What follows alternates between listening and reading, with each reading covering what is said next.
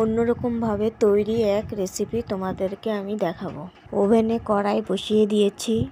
কড়াইতে আমি কিছুটা তেল দিয়ে দিলাম। এরপরে টুকরো করে কেটে রাখা আলু আমি কড়াইতে ছেড়ে দিলাম। আলুর মধ্যে সামান্য নুন আর হলুদ দিয়ে দিলাম। আলুগুলোকে আমি লাল লাল করে ভেজে তুলে নিলাম। ওই তেলের মধ্যে আমি পেঁয়াজ কুচি, রসুন কুচি, আদা কুচি, কাঁচা লঙ্কা কুচি, টমেটো কুচি এগুলো দেওয়ার পর আমি ভালো করে ভেজে নিলাম।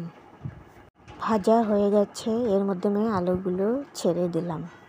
1 চামচ নুন, 1 চামচ লঙ্কার গুঁড়ো, 1 চামচ জিরে গুঁড়ো, 1 চামচ হলুদ গুঁড়ো দিয়ে আমি অ্যাড করে ভালো করে কষিয়ে নিলাম। এর মধ্যে আমি ভাজা মাছগুলি ছেড়ে দিলাম। এর পিসগুলি আস্ত রাখবো না, এগুলিকে আমি টুকরো টুকরো করে ভেঙে দেব। তোমরা ভাবছো যে মাছগুলিকে কেন ভেঙে ফেলা হচ্ছে? আমি ভেঙেই রান্না করব। সবকটি মাছের পিস আমার ভাঙা হয়ে গেছে। এগুলোকে আমি আবারও ভালো করে কষিয়ে নেব।